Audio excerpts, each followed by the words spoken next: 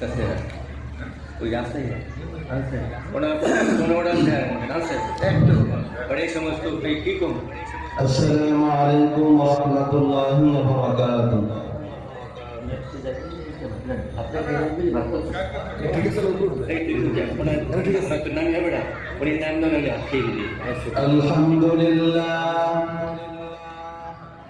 الحمد لله الذي قدر الأرزاق والآجال وأمر بذكره وطاعته بالغدو والآصال ونشهد أن لا إله إلا الله وحده لا شريك له. وبعد فأعوذ بالله من الشيطان الرجيم. بسم الله الرحمن الرحيم.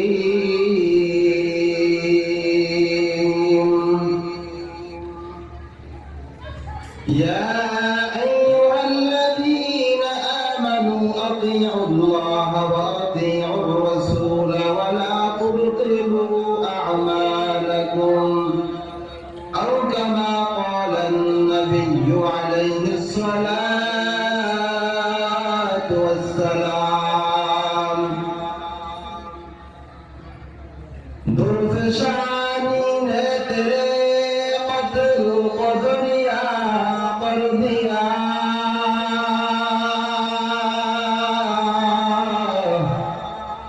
دل کا روشن کر دیا، آنکھوں کو بینا کر دیا. بلغ العلا بکمالہ کشف الدجى بجمالہ. حسنت جميع خصاله صلوا عليه وآله. محمد نے آکر کفر کو مٹایا،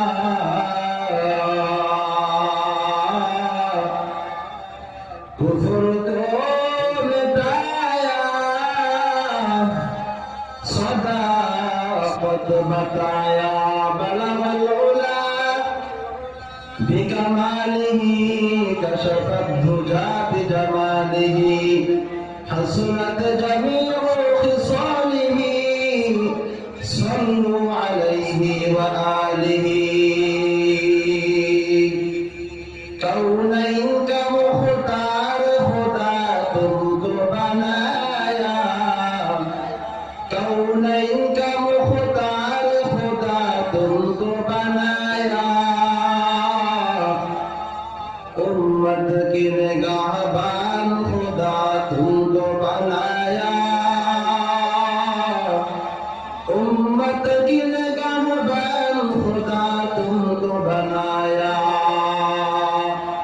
یا رب میرے آنکھوں میں سما جائے مدینہ، یا رب میرے آنکھوں میں سما جائے مدینہ. مدت سے میرا دل میں تمنا مدینہ، مدت سے میرا دل میں تمنا مدینہ. সকলে মুহাব্বতে দুরূদ ইব্রাহিম পড়ে আল্লাহুম্মা সাল্লি আলা মুহাম্মাদ ওয়া আলা আলি মুহাম্মাদ কামা সাল্লাইতা আলা ইব্রাহিম ওয়া আলা আলি ইব্রাহিম ইন্নাকা হামিদুম মাজিদ. আলহামদুলিল্লাহ। নেহায়াত কাবিল ইহতিরাম সম্মানিত মুহতারাম মুআজ্জাজ হাজিরিন,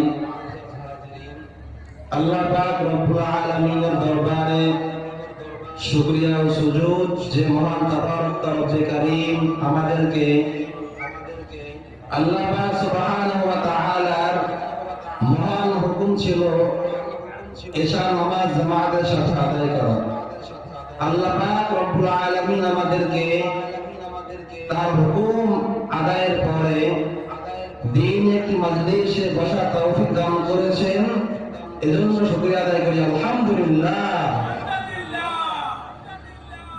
নিয়ামতের শুকর আদায় করলে আল্লাহ পাক নিয়ামতকে বৃদ্ধি করে দেয়। পক্ষান্তরে যদি বান্দা নিয়ামতের সাথে কুফরি করে, নিয়ামতের শুকরিয়া আদায় না করে, আল্লাহ পাক সুবহানাহু ওয়া তাআলা বান্দার কাছ থেকে নিয়ামতকে ছিনিয়ে নেয়। এজন্য বান্দায় শাকির হতে হবে। عن ابن عباس رضي الله تعالى عنه قال قال رسول الله صلى الله عليه وسلم رئيس المفسرين حضرت عباس رضي الله تعالى عنه যিনি পয়গম্বর আরবি সাল্লাল্লাহু আলাইহি ওয়াসাল্লামের 10 বছরের খাদেম ছিলেন। কত বছরের? 10 বছরের খাদেম ছিলেন। রাইসুল মুফাসসিরিন হযরত আব্বাস রাদিয়াল্লাহু তাআলা থেকে বর্ণিত সরওয়ারে কায়নাত পয়গম্বর আরবি সাল্লাল্লাহু আলাইহি ওয়াসাল্লাম বলেন, أول من يدعى إلى الجنة يوم القيامة الذين يحمدون الله في السراء والضراء قال قيامة কঠিন মুসিবতের দিন, যেদিন তোমার মা আপন থাকবে না রে ভাই, যেদিন তোমার বাবা আপন থাকবে না, যেদিন তোমার বন্ধু আপন থাকবে না, কেউ আপন থাকবে না মুসলমান, যেদিন তোমার নেক আমল তোমার বন্ধু হবে আল্লাহ পাক রব্বুল আলামিন সেই দিন মানুষকে দুইটা ভাগ করবেন। একটা ভাগ হবে জান্নাতের দল, আর একটা দল হবে জাহান্নামের দল। এই জান্নাতি দলের মধ্যে আল্লাহ পাক রব্বুল আলামিন সর্বপ্রথম একটি দলকে জান্নাতের দিকে ডাকবেন। সুবহানাল্লাহ। তারা কারা হবে? হযরত আব্বাস রাদিয়াল্লাহু তাআলা আনহু বলতেছেন, রাসূল কারীম সাল্লাল্লাহু আলাইহি ওয়াসাল্লাম বলেন, আউয়ালু মান ইউদা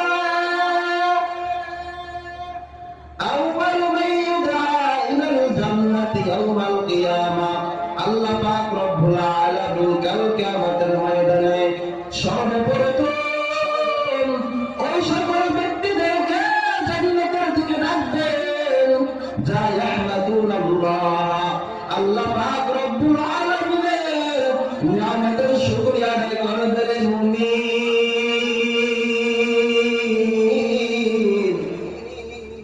আল্লাহ পাক রব্বুল আলামিন সর্ব অবস্থায় যারা যে সকল বান্দারা রব্বুল আলামিনের নিয়ামতের শুকরিয়া আদায় করবে কাল কিয়ামতের ময়দানে আল্লাহ পাক ওই সকল ব্যক্তিদেরকে জান্নাতের দিকে ডাকবেন।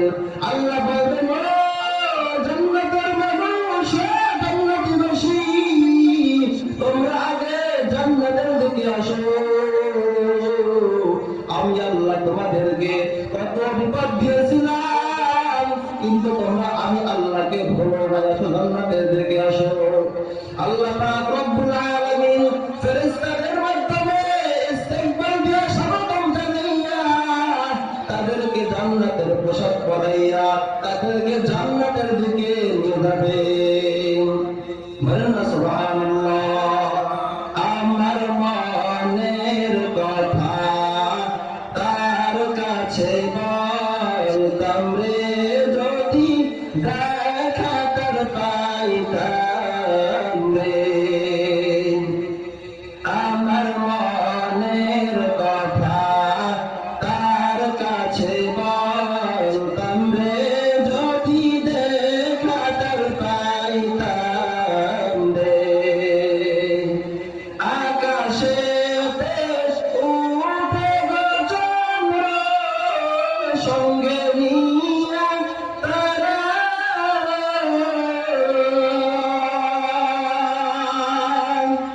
আকাশেতে উঠে গো চন্দ্র সঙ্গে নিয়া তারা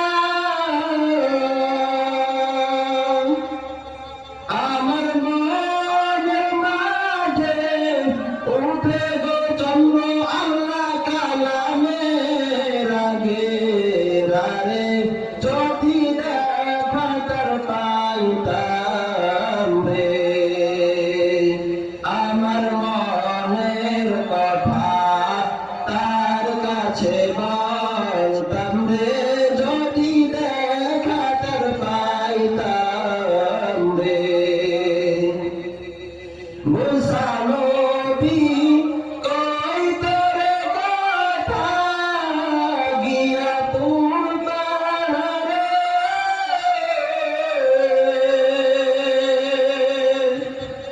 মুসা নবী কই তোরে কথা গিয়া তোর পাহাড়ে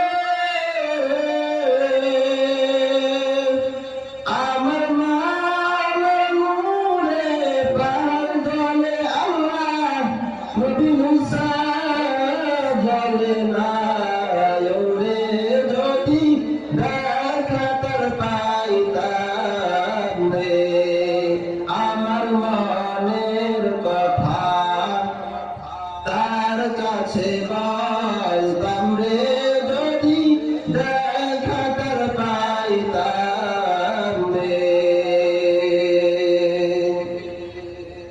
শাহ ওলিউল্লাহ মুহাদ্দিস দেহলভী রহমাতুল্লাহি আলাইহি এমন একজন বুজুর্গ এই শাহ ওলিউল্লাহ মুহাদ্দিস দেহলভী রহমাতুল্লাহি আলাইহি বলেন আল্লাহ পাক রব্বুল আলামিন আমাদেরকে সবচেয়ে বড় নিয়ামত দান করেছেন আল্লাহ পাক রব্বুল আলামিন আমাদেরকে মানুষ বানিয়েছেন কি বানিয়েছেন মানুষ বানিয়েছেন শাহ ওলিউল্লাহ মুহাদ্দিস দেহলভী রহমাতুল্লাহি আলাইহি বলেন যদি আল্লাহ পাক রব্বুল আলামিন ইচ্ছা করতেন তাহলে আমাদেরকে গাধা বানাইতে পারতেন না পারতেন কিন্তু রব্বুল আলামিন আমাদেরকে গাধা বানান নাই আল্লাহ তাআলা আমাদেরকে বড় দয়া করে মানুষ বানিয়েছেন আজ যদি আমাদেরকে আল্লাহ গাধা বানাইতেন মানুষ আমাদের উপর বোঝা চাপাইয়া দিত এবং লাঠি দ্বারা মারত প্রহার করত আমরা সেই লাঠির মার খেয়ে খেয়ে এক স্থান থেকে অন্য স্থানে মালসামানা পৌঁছে দিতাম কিন্তু আল্লাহ পাক বড় দয়া করে মানুষ বানিয়েছেন এটা এমন একটি নিয়ামত যে নিয়ামতের শুকরিয়া দুনিয়ার কোন মানুষ আদায় করে তার হক আদায় করতে পারবে না আল্লাহ পাক রব্বুল আলামিন মানুষ বানাইছেন কিন্তু আল্লাহ আমাদেরকে বোকা বানান নাই আল্লাহ পাক রব্বুল আলামিন আমাদেরকে বাকশক্তি দান করেছেন আমরা কথা বলতে পারি এমন মানুষ হয়েছে যাদের চেহারা ফুটফুটে চাঁদের মতো কিন্তু কথা বলতে পারে না তারা কথা বলতে পারে না মনের ভাব প্রকাশ করতে পারে না ও জান্নাতের মুসলমান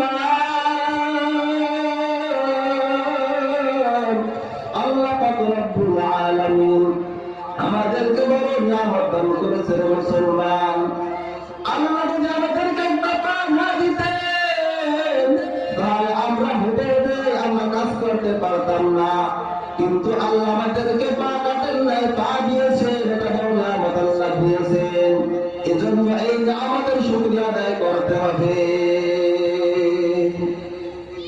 দুই নম্বরে আল্লাহ আমাদেরকে নিয়ামত দিয়েছেন ঈমান নামক নিয়ামত দান করেছেন ঈমান এমন একটি নিয়ামত যার ভেতর ঈমান নাই তার কোনো দাম নাই দুনিয়ার সমস্ত সম্পদ পেয়েছে কিন্তু আল্লাহকে পায় নাই ঈমান গ্রহণ করতে কেউ হতে পারে না রে মুসলমান। 3 নম্বরে আল্লাহ তাআলা আমাদেরকে দান করেছেন এমন এক নিয়ামত, যেই নিয়ামত গ্রহণ করার জন্য পূর্বের যুগের অনেক ঘটনাসমূহ তারা আকাঙ্ক্ষা করেছেন, ইচ্ছা করেছেন, কিন্তু সেটা তারা পান নাই, গ্রহণ করতে পারেন নাই।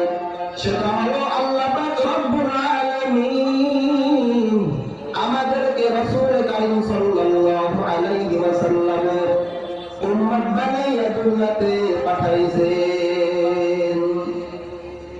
পয়গম্বর ঈসা আলাইহিস সালাতু ওয়াস সালামের এরকম একটা দোয়া আল্লাহ কবুল করেছিলেন। এজন্য এই ঈসা আলাইহিস সালাতু ওয়াস সালাম কিয়ামতের আগ মুহূর্তে পৃথিবীতে আগমন করবেন। পৃথিবীতে আগমন করিয়া উম্মতের মাঝে উম্মতি জীবন অতিবাহিত করবেন। পয়গম্বর ঈসা আলাইহিস সালাতু ওয়াস সালাম উম্মতের সদস্য হওয়ার কারণে কিয়ামতের ময়দানে রাসূল কারীম সাল্লাল্লাহু আলাইহি ওয়াসাল্লামের শাফাআত লাভ করবেন মুসলমান। যেই নবীর মা নাই, যেই নবীর বাবা নাই, যেই নবী বাবাকে ডাকতে পারেন নাই রে মুসলমান, সেই নবী বলতেছেন উম্মত তোমরা আমার সুন্নাতকে আঁকড়াইয়া ধরো। মান আহাব্বা সুন্নতি ফাকাদ আহাব্বানি ওয়া মান আহাব্বানি কানা মাই ফিল জান্নাহ। পয়গম্বর বলো, আকাঙ্ক্ষা করে বলতেছে মুহাম্মদ তোমরা আমার সুন্নাতকে আঁকড়ে ধরো, সুন্নাতকে মহব্বত করো। মান আহাব্বা সুন্নতি ফাকাদ আহাব্বানি, সুন্নাতকে মহব্বত করলে আমি নবীকে মহব্বত করা হবে। ওয়া মান আহাব্বানি, যদি আমাকে মহব্বত করে ভালোবাসো, কানা মাই ফিল জান্নাহ, আমার সাথে তোমরা জান্নাতের মধ্যে থাকবা। এজন্য প্রত্যেকটা কাজ সুন্নাহ অনুযায়ী করা। আল্লাহ পাক রব্বুল আলামিন আমাদের সকলকে রাসূল কারীম সাল্লাল্লাহু আলাইহি ওয়াসাল্লামের সুন্নাহ অনুযায়ী জীবন গঠন করার তৌফিক দান করেন। সকলে বলে আমিন। বনী ইসরাঈল এমন একটি গোত্র, এই বনী ইসরাঈলের মধ্যে 3 জন ব্যক্তি ছিল, তারা বিভিন্ন রোগে আক্রান্ত ছিল। এর মধ্যে 1 নম্বর হলো ছিল কুষ্ঠ রোগে আক্রান্ত, 2 নম্বর ছিল মাথা কাট প্রচুর গঠায় না, 3 নম্বর ছিল অন্ধ, চোখে দেখত না। আল্লাহ পাক রব্বুল আলামিন এই 3 জনকে পরীক্ষা করার জন্য একজন ফেরেশতা পাঠাইলেন। আল্লাহ পাক রব্বুল আলামিনের প্রেরিত ফেরেশতা প্রথমে ওই কুষ্ঠ রোগে আক্রান্ত ব্যক্তির কাছে গেলেন। তার কাছে যা বলতেছেন, ভাই তোমার কি সমস্যা, আমার কাছে বলো। এই কুষ্ঠ রোগে আক্রান্ত ব্যক্তি বলতেছে, হে আল্লাহর ফেরেশতা, আল্লাহ পাক আমাকে এই ব্যাধি থেকে যেন নিরাময় করে দেন। আমাকে মানুষ ঘৃণা করে, আমার শরীর একেবারে চামড়া পাল্টায় গেছে, দেখতে খারাপ দেখায়। তখন আল্লাহর ফেরেশতা তার হাতটা ওই কুষ্ঠ রোগে আক্রান্ত ব্যক্তির শরীরে বুলাইয়া দিলেন। সাথে সাথে আল্লাহ তাআলা তার রোগকে ভালো করে দিলেন। তিনি কুষ্ঠ রোগ থেকে মুক্তি পেলেন। এই রোগ থেকে মুক্তি পাওয়ার পর ওই ফেরেশতা বললেন, হে ভাই তুমি কি করে খুশি হবে? তখন ওই বনী ইসরাঈলের ওই ব্যক্তি, কুষ্ঠ রোগে আক্রান্ত ব্যক্তি বলতেছে, যদি আল্লাহ তাআলা আমাকে একটি উটনি দিতে তাহলে বড় খুশি হতাম। তখন ওই ফেরেশতা একটি গাভীর উটনি তাকে দিয়ে দিলেন এবং বরকতটা দয়া করে দিলেন এবং বললেন, ও মালিক তুমি উটনির মধ্যে বরকত দিও। আল্লাহ তাআলার ফেরেশতা তার থেকে চলে গিয়ে গেলেন ডাক্তার ব্যক্তির কাছে, তার কাছে গিয়ে বলতেছে, ও ভাই তোমার কি সমস্যা, আমার কাছে বলো। তখন বলতেছে, আল্লাহর ফেরেশতা, আমার মাথায় চুল গজায় না, আমার ডাক্তার আমাকে দেখতে মানুষ খারাপ মনে করে। তখন আল্লাহর ফেরেশতা তার মাথার উপরে হাত বুলাইয়া দিলেন, সাথে সাথে রব্বুল আলামিন তার মাথায় চুল গজাইয়া দিল। বলেন সুবহানাল্লাহ। এরপরে ফেরেশতা তাকে বললেন, হে ডাক্তার ভাই তুমি কি পেলে খুশি হবে? তখন সে বলল, যদি আল্লাহ পাক আমাকে একটি গাভীর গাভী তাহলে আমি বড় খুশি হয়ে যেতাম। আল্লাহ তাআলা ফেরেশতা একটি গাভীর গাভী এনে তাকে দিলেন এবং বরকতের দোয়া করে দিলেন। বরকতের দোয়া করিয়া তার কাছ থেকে বিদায় না চলে গেলেন। 3 নাম্বার ব্যক্তির কাছে গেলেন, যে অন্ধ ছিল, চোখে দেখতো না, মাকে দেখতে পারতো না, বাবাকেও দেখতে পারতো না, দুনিয়ায় দেখতে পারেন, দুনিয়াকেও দেখতে তারা তিনি পারেন নাই। তখন ফেরেশতা বলতেছে, ও ভাই তোমার কি সমস্যা, আমার কাছে বলো। বলতেছে, আল্লাহ পাক আমাকে দৃষ্টি শক্তি দেন নাই, আল্লাহ তাআলা আমাকে অন্ধ বানাইছেন। যদি আল্লাহ আমাকে দৃষ্টি শক্তি ফিরিয়ে দিতেন তাহলে আমি বড় খুশি হয়ে যেতাম। ওই ফেরেশতা তিনি তার চোখে হাত বুলাইয়া দিলেন। হাত বুলাইয়া দেওয়ার পর আল্লাহ পাক তার দৃষ্টি শক্তি ফিরাইয়া দিলেন। এরপর বললেন, ও অন্ধ ভাই তুমি কি পাইলে খুশি হইবে, আমার কাছে বলো। বলতেন, যদি আল্লাহ আমাকে একটা বকরি দান করতেন তাহলে আমি বড় খুশি হয়ে যেতাম। ওই ফেরেশতা একটি গাভীর বাচ্চা নিয়ে তাকে দিলেন এবং বরকতের দোয়া করে চলে গেলেন। অনেকদিন পরে আমার ফেরেশতা তিনি দুর্গ আকৃতি ধারণ করে আসলেন এবং বললেন, প্রথম আল্লাহ পাক রব্বুল আলামিন ফেরেশতাকে পাঠাইলেন পরীক্ষা করার জন্য। ওই ফেরেশতা পূর্বের আকৃতি ধারণ করে না ওই কুষ্ঠরোগে আক্রান্ত ব্যক্তির কাছে গেলেন এবং বললেন, ও ভাই আমি মুসাফির মানুষ, বিদেশে যে বড় অবস্থা আমি অভাবে পড়েছি, আমাকে যদি তুমি টাকা পয়সা দাও, একটি উট নিয়ে আমাকে দান করো। তখন এই নাফরমান এত খারাপ বদমাইশ তিনি বললেন, হতভাগা তুমি দূর হও, তোমাকে আমি কিছু দিতে পারবো না, কিছু তোমাকে আমি দিব না। বলল, আমি তো তোমাকে চিনি বলে মনে হচ্ছে, তুমি তো একসময় কুষ্ঠরোগে আক্রান্ত ছিল, আল্লাহ পাক রব্বুল আলামিন তোমাকে সেই রোগ থেকে পরিত্রাণ দান করেছেন, কিন্তু তুমি এখন তুমি বলাগুলি স্বীকার করছো না কেন? তখন ফেরেশতা বলে কষ্ট নিয়ে রওনা হয়ে গেলেন। এরকম ভাবে 2 নম্বর ব্যক্তির কাছে গেলেন, যার মাথা কাট পড়া ছিল, তার কাছে চলে গেলেন। তিনি এরকম ভাবে স্বীকার করলেন, মিথ্যা বলে হলো। ফেরেশতা বললেন, তাকবীর ভাই যদি তুমি মিথ্যাবাদী হও, আল্লাহ পাক যেন তোমাকে পূর্ব অবস্থায় করিয়া দেন। আল্লাহ তাআলার ফেরেশতা 3 নম্বর ব্যক্তির কাছে গেলেন, যে অন্ধ ছিল, চোখে দেখতো না। আল্লাহ পাক সুবহানাহু ওয়া তাআলা ওই অন্ধ ব্যক্তির মনের মধ্যে রহমত ধরে দিলেন। বলেন সুবহানাল্লাহ। ওই ফেরেশতা বলতেছেন, ও ভাই আমাকে তুমি একটু বকরি দান করো। তখন অন্ধ ব্যক্তি বলল, আমি তার সময় অন্ধ ছিলাম, আল্লাহ পাক আমাকে বড় অনুগ্রহ করে আমাকে দয়া করে আমাকে বরদান করেছেন, এই বকরির মালিক আমি না, তোমার যা ইচ্ছা তুমি তা এখান থেকে নিয়ে যাও। ফেরেশতা বললেন, ও বাবা আমার এগুলা কোনো দরকার নাই, আমি তোমাদেরকে পরীক্ষা করার জন্য আসছিলাম, কিন্তু তারা বলবেন তারা পরীক্ষায় ফেল করো, কিন্তু তুমি পরীক্ষায় পাস করো না। এজন্য নিয়ামতের শুকরিয়া আদায় করে আল্লাহ নিয়ামত বাড়াইয়ে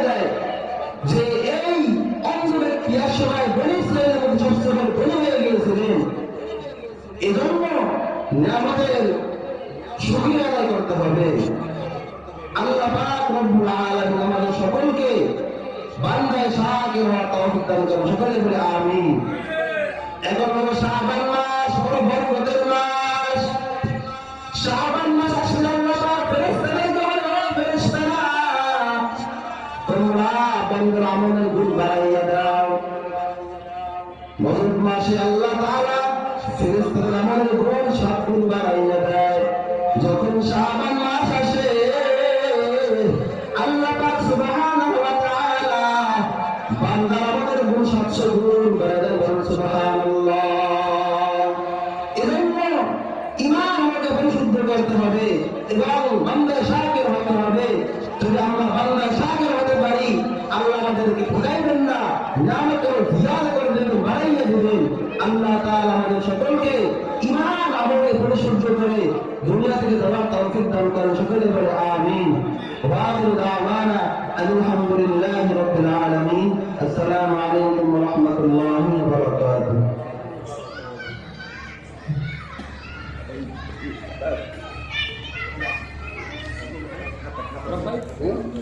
খাতা তো খাতা